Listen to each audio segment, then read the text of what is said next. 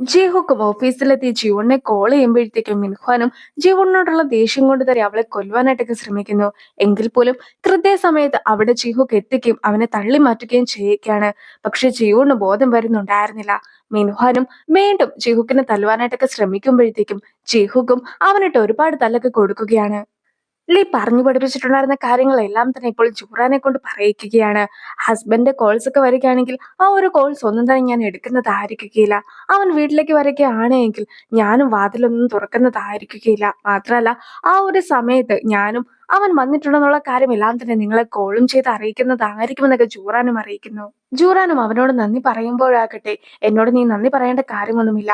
എന്റെ കമ്പനി എനിക്ക് ആവശ്യത്തിൽ കൂടുതൽ ശമ്പളമൊക്കെ തരുന്നുണ്ട്. ഈ ഒരു ജോലികളൊക്കെ ചെയ്യുവാനായിട്ടാണ് ആ ഒരു ശമ്പളം ഞാൻ കൈപ്പറ്റുന്നതെന്നായിരുന്നു ലീയുടെ മറുപടി. ജീവോക്കും അപ്പോൾ ലീനെ കോൾ ചെയ്ത് എത്രയും വേഗം ഹോസ്പിറ്റലിലേക്കൊക്കെ എത്തുവാനായിട്ട് ആവശ്യപ്പെടുന്നു. ജീവൻ ബോധം വരാതെ ഹോസ്പിറ്റലിൽ തന്നെയായിരുന്നു ഉണ്ടായിരുന്നത്.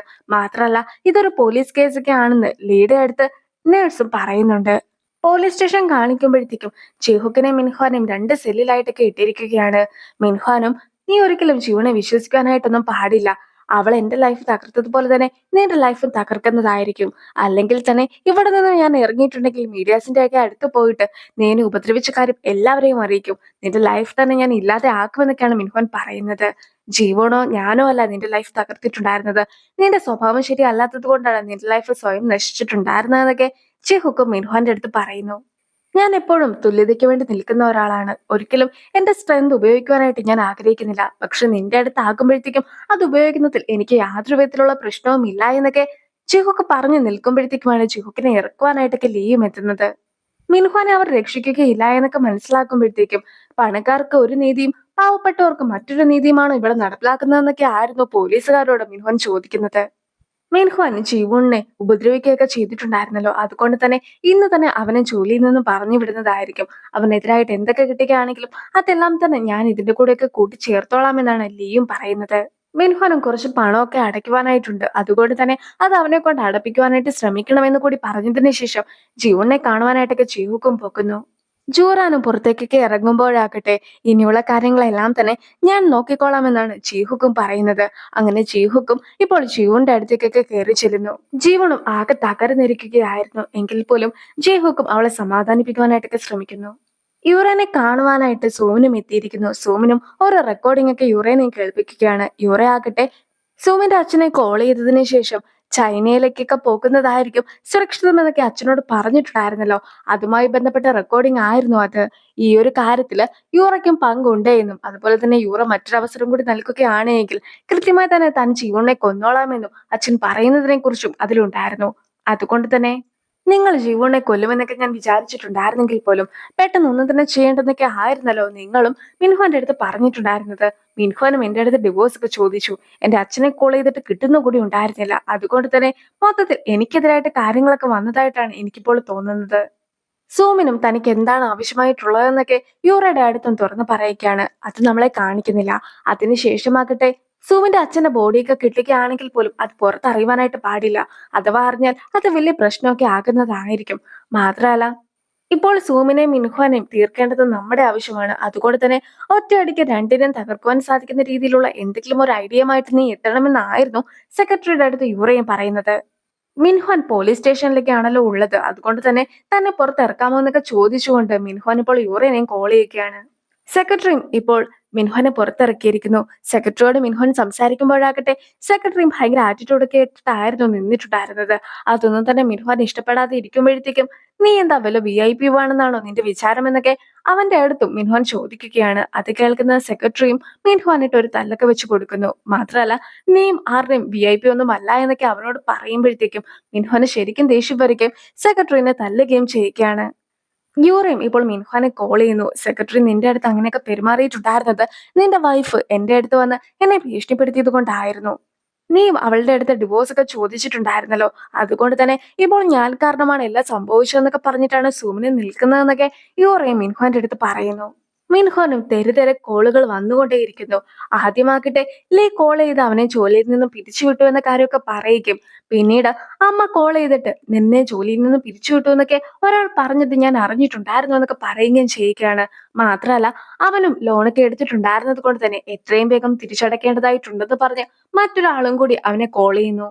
മീൻഹ്വാൻ ലോൺ എടുത്തിട്ടുണ്ടായിരുന്ന ആളുകളൊക്കെ അവനെ കോൾ ചെയ്തുകൊണ്ടിരിക്കുമ്പോഴത്തേക്കും അവനും ഫോണൊക്കെ എടുക്കാതെ വീട്ടിലേക്ക് എത്തുന്നുണ്ടെങ്കിലും വീടിന് മുമ്പിലായിട്ട് തന്നെ അവർ കാത്തുനിൽപ്പുണ്ടായിരുന്നു. അവന് ജോലി പോയ കാര്യം എല്ലാവരും തന്നെ അറിഞ്ഞിരിക്കുകയാണ്. അതുകൊണ്ട് തന്നെ അവനെയും അവർ കാര്യമായിട്ട് തന്നെ പഞ്ഞിക്കിടുന്നു.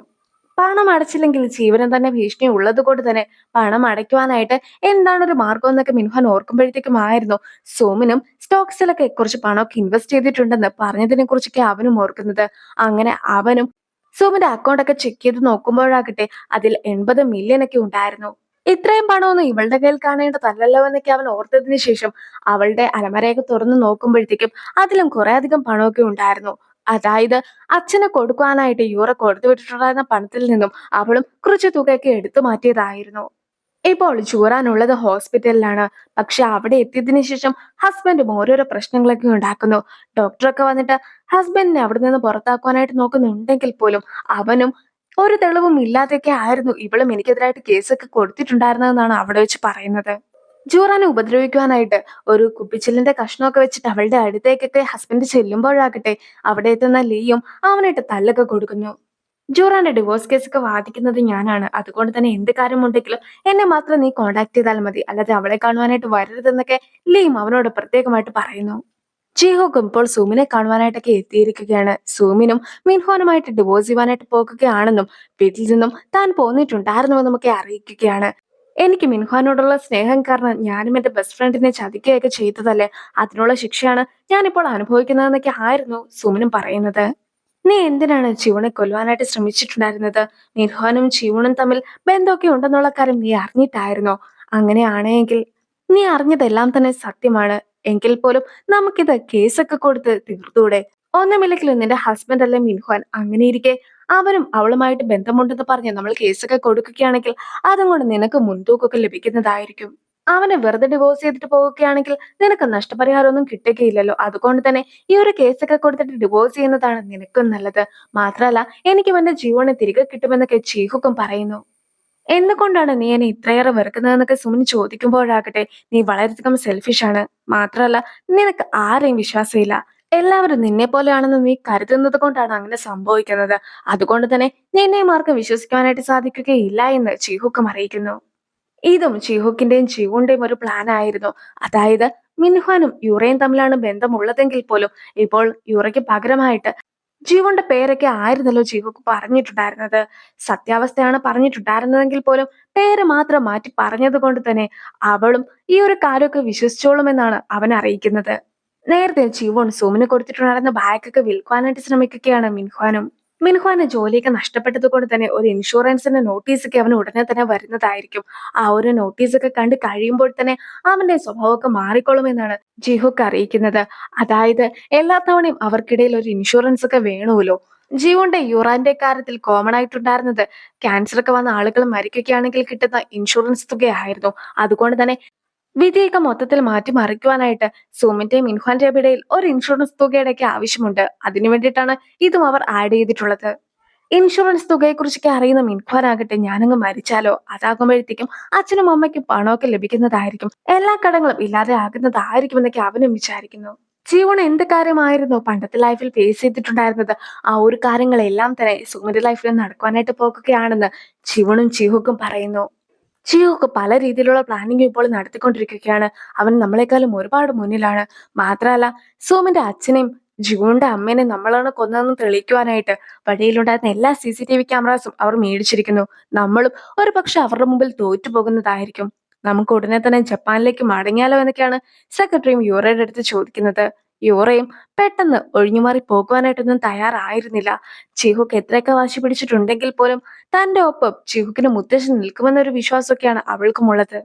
മുത്തശ്ശനും യൂറയുടെ കൂടെ ഗെയിംസ് ഒക്കെ കളിച്ചുകൊണ്ടിരിക്കുമ്പോഴത്തേക്കും ഞാനും മുത്തശ്ശനോട് എനിക്കൊരു പെൺകുട്ടീനെ ഇഷ്ടമാണെന്നൊക്കെ പറഞ്ഞിട്ടില്ലായിരുന്നോ, ഉടനെ തന്നെ അവളെ ഞാൻ മുത്തശ്ശന്റെ അടുത്തേക്കൊക്കെ കൂട്ടിക്കൊണ്ട് വരുന്നതായിരിക്കും. അതുകൊണ്ട് തന്നെ യൂറേനെ ഇനി വീട്ടിലേക്ക് വിളിക്കരുതെന്നായിരുന്നോ ചീഹുക്കും മുത്തശ്ശനോട് അപേക്ഷിക്കുന്നത്. നമ്മളെ പോലെ ഉള്ളവർ പ്രണയത്തെ അല്ല വിവാഹം കഴിക്കേണ്ടത്, മറിച്ച് ബിസിനസ്സുമായിട്ട് മുന്നോട്ട് പോകുവാൻ സാധിക്കുന്നവരെ ആണെന്നൊക്കെ യൂറ പറയുന്നുണ്ടെങ്കിൽ പോലും മുത്തശ്ശനും ഒന്നും മിണ്ടാതെയൊക്കെ ഇരിക്കുമ്പോഴത്തേക്കും അവരുടെ അടുത്തേക്ക് ചീവൺ കൂടി എത്തുന്നു. അപ്പോഴാകട്ടെ യൂറയും വീട്ടിൽ നിന്നും പോവുകയാണ്. പക്ഷെ സെക്രട്ടറിയോട് നമ്മൾ എങ്ങനെയും ചീവണെ ഇല്ലാതാക്കേണ്ടതായിട്ടുണ്ടെന്നാണ് പറയുന്നത്. ഇത്രയും നാളും മറ്റുള്ളവർ അവളെ കൊല്ലട്ടെ എന്നൊക്കെ ഞാൻ വിചാരിച്ചു. പക്ഷെ ഇനി അങ്ങനെ വെച്ചുകൊണ്ടിരുന്നിട്ട് കാര്യമില്ല. ഞാൻ തന്നെ അവളെ കൊല്ലുന്നത് ആയിരിക്കുമെന്നൊക്കെ പറഞ്ഞ് യൂറ പോകുന്നതൊക്കെ ചിഹുക്കും കാണുന്നു. ആ ഒരു സീനോട് കൂടി ഈ ഒരു വീഡിയോ അവസാനിപ്പിക്കുന്നു. അടുത്തൊരു വീഡിയോ ആയിട്ട് ഇത്രയും വേഗം കാണാം. ബൈ.